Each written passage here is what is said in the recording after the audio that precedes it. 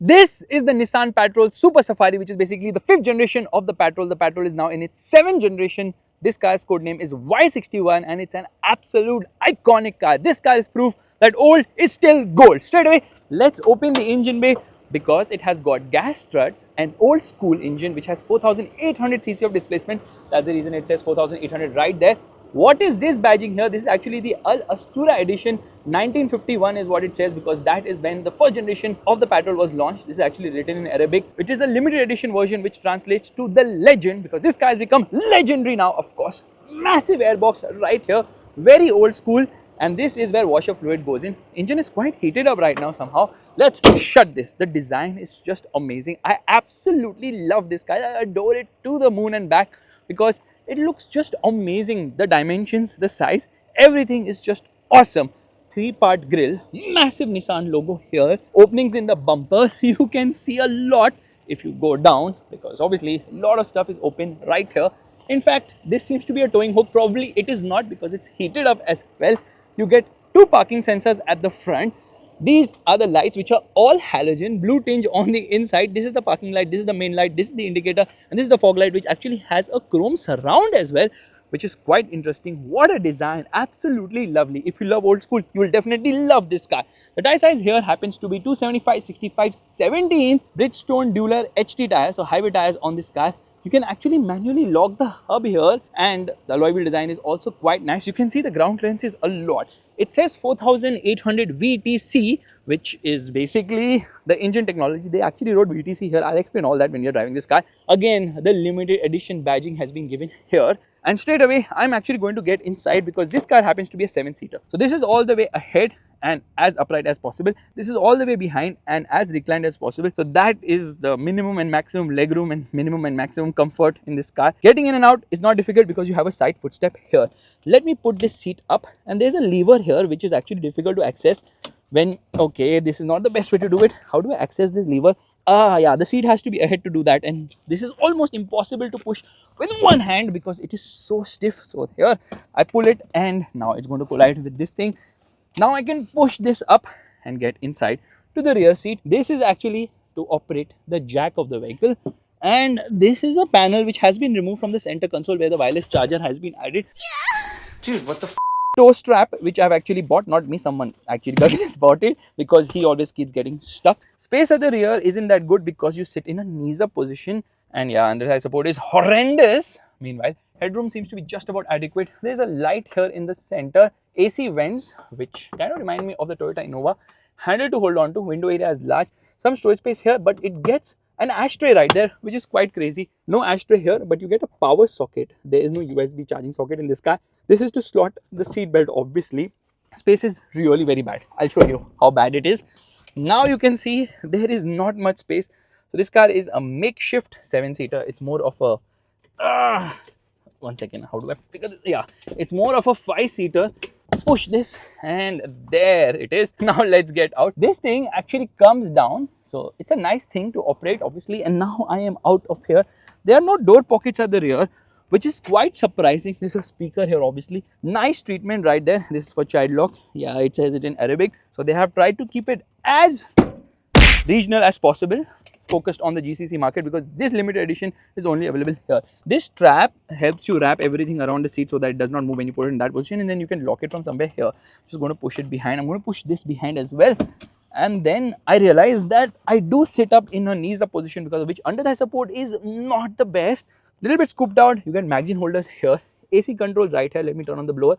It will not work because it has been shut from there. So people at the rear are at the mercy of the front passengers who decide whether the rear passengers should get cooling or not. There's an ashtray here, so many ashtrays. This is to adjust the lumbar for the driver, only for the driver. So space isn't that great, and neither is the under thigh support. However, you get dual armrests, one here and one here as well. It has cup holders as well. Yeah, you have to pull them out. So that's quite interesting, right? Meanwhile, you obviously get AC vents here, 2 of them on both the sides. Height adjustable seat belts at the front, a handle to hold on to which has a very nice and quirky shape.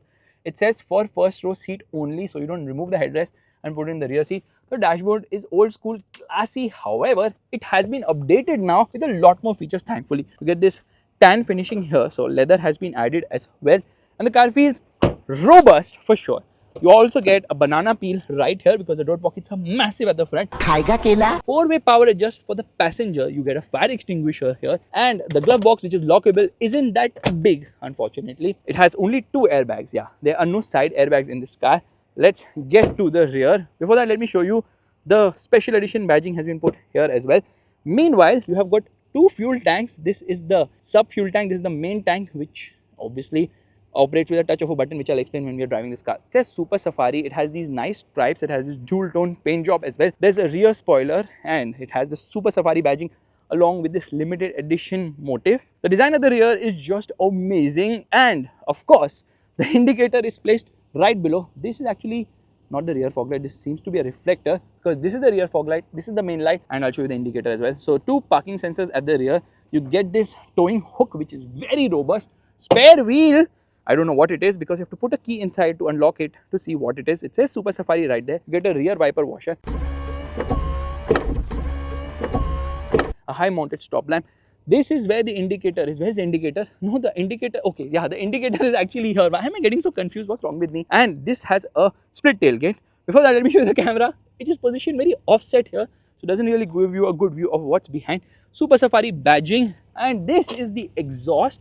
In fact, it has a nice badging on it. It gives you information saying that Nissan and all those things. There is the body of the vehicle. It's obviously a body on frame vehicle. Let's open the tailgate, which opens in 2 steps. 1 step and the second step. Boot isn't that big but has another fire extinguisher here. So how do I put this seat down? It's not that difficult. Firstly, this last row seat also reclines, which is nice. Where is it? How can I find it? Yeah, it's a bit, okay, there I've put it down. So you can recline this seat as well, and then Innova style you can actually put it up too. How do you do that?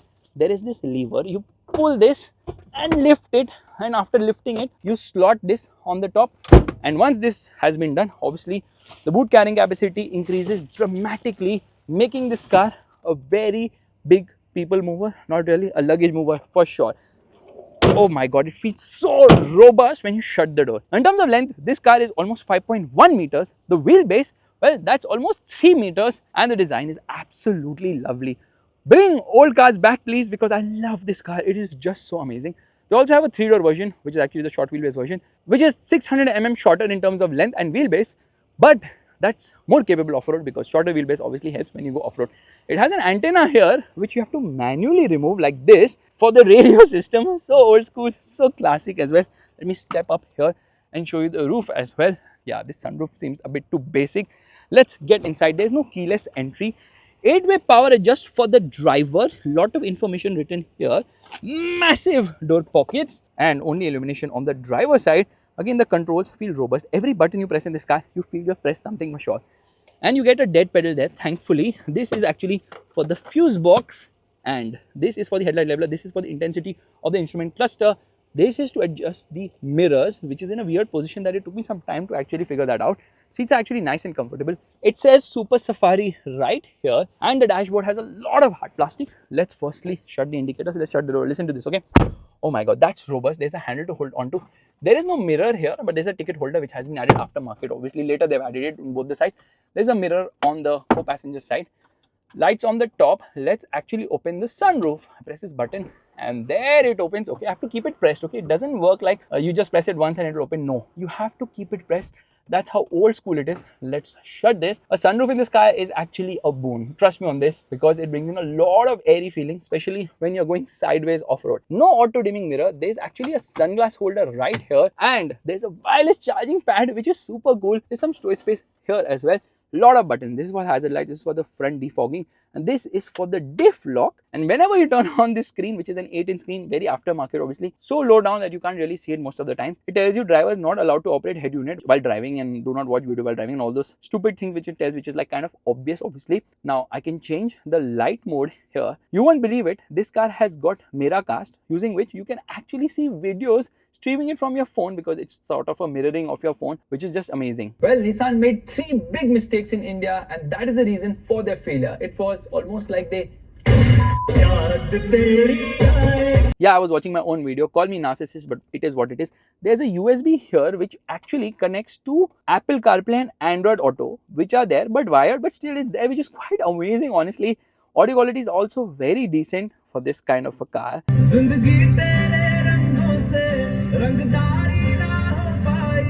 And then there's not much to play around with. It's a very basic system. There's an aux port here.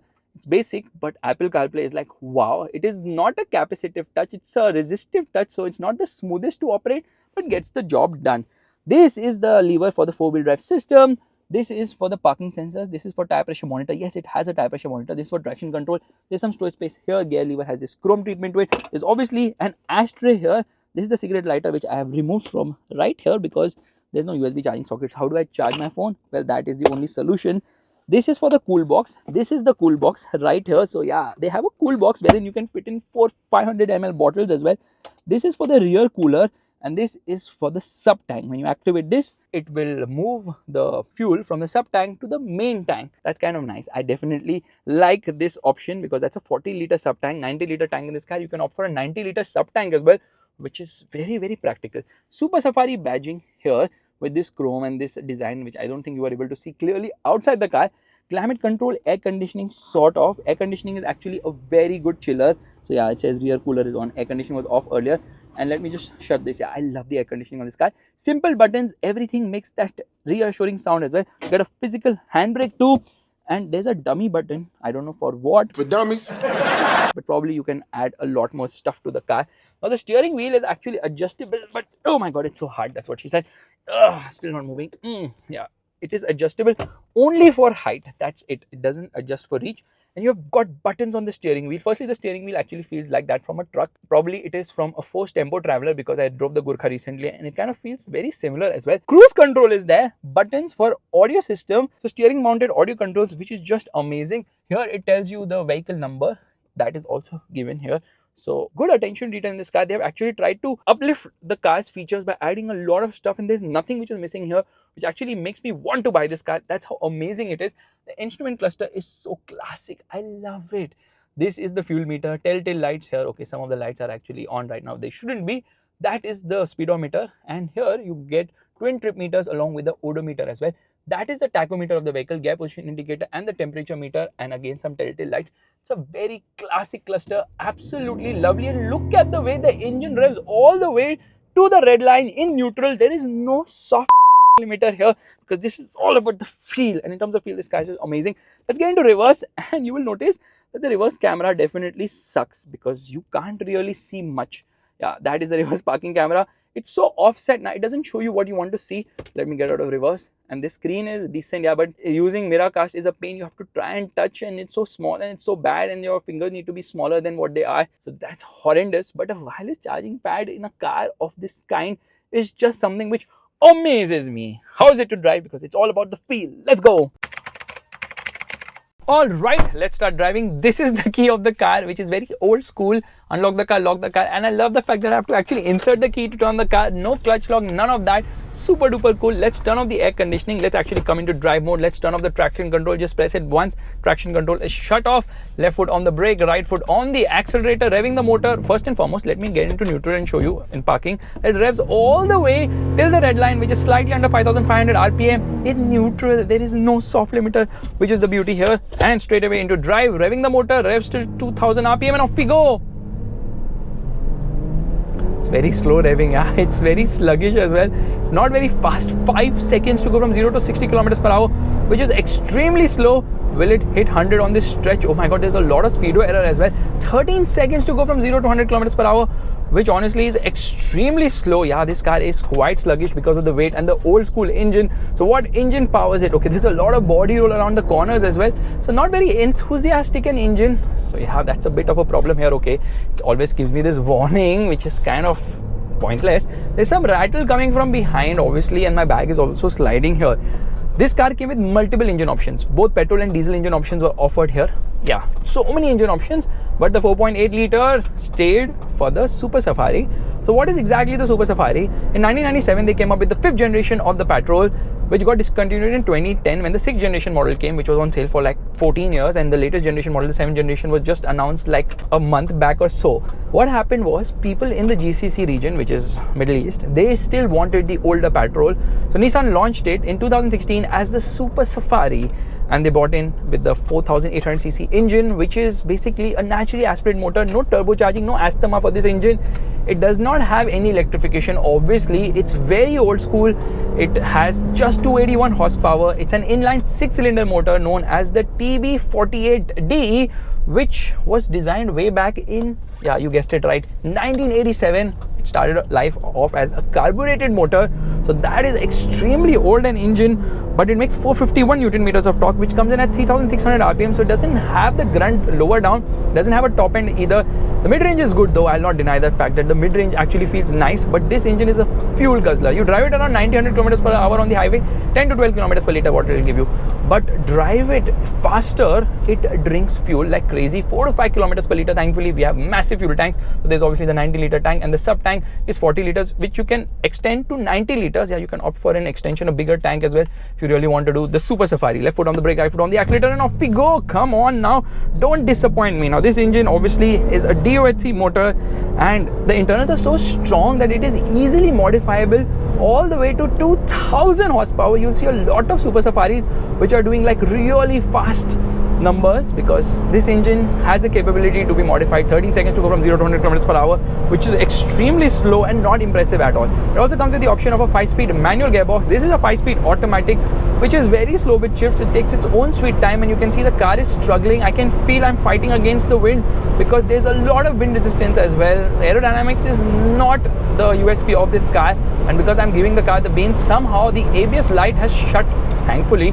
Otherwise the ABS light was on, the traction control light was on, which I obviously shut at the moment. Power is being channeled to the rear wheels because this is a rear wheel drive car, and you can obviously get into 4-wheel drive mode as well.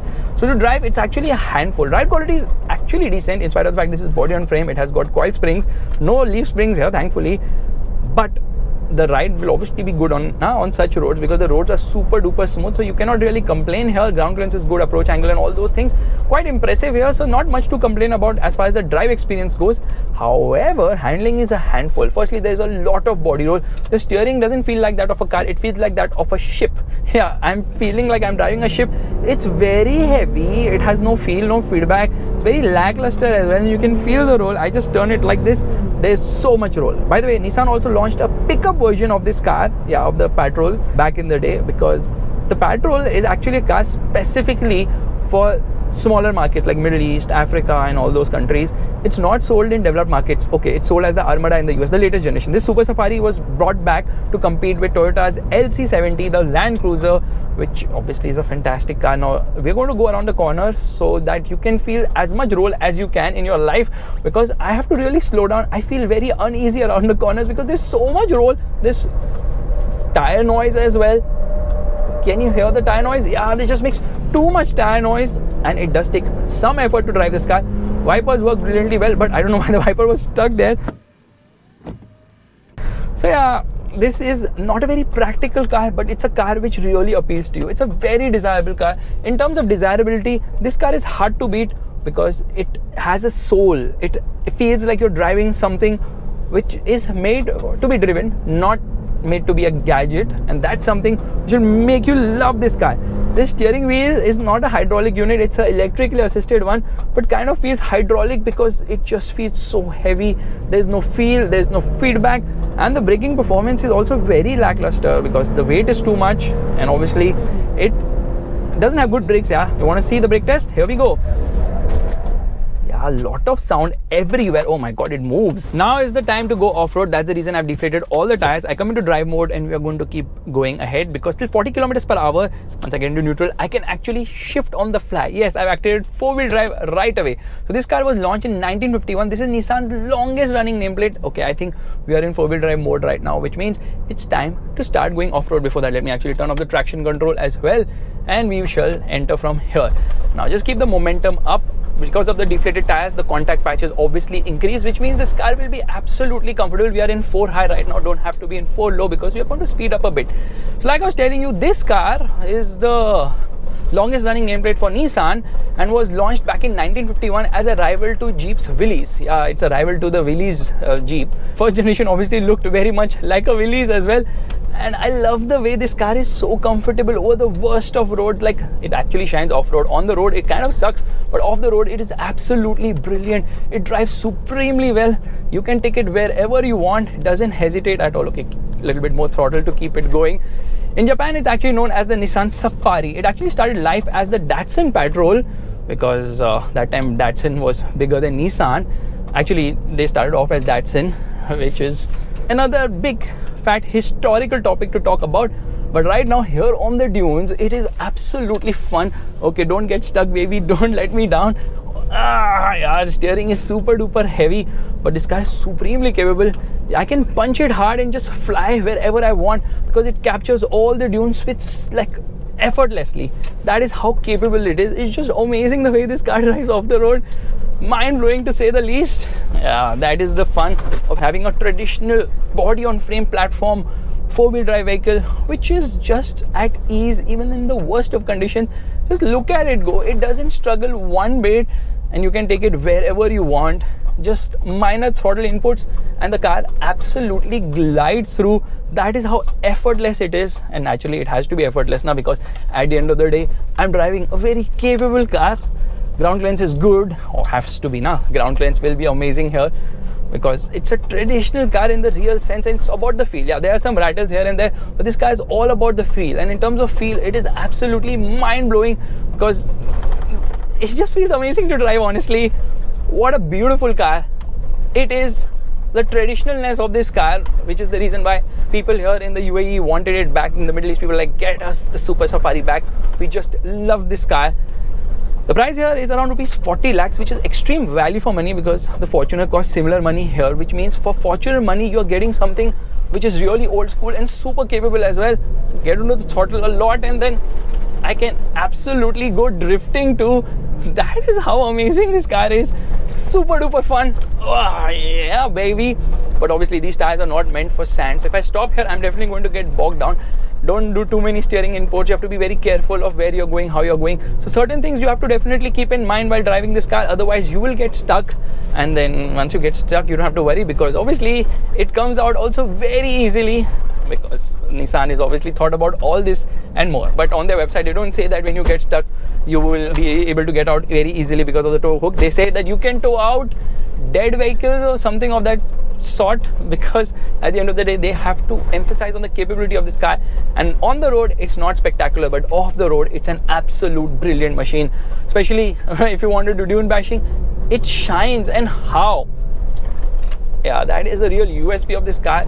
You can even go at faster speed, like now I'm doing that. Sideways fun, baby. Traction control kicking in. Unnecessary. Oh, look at that. Super sideways fun.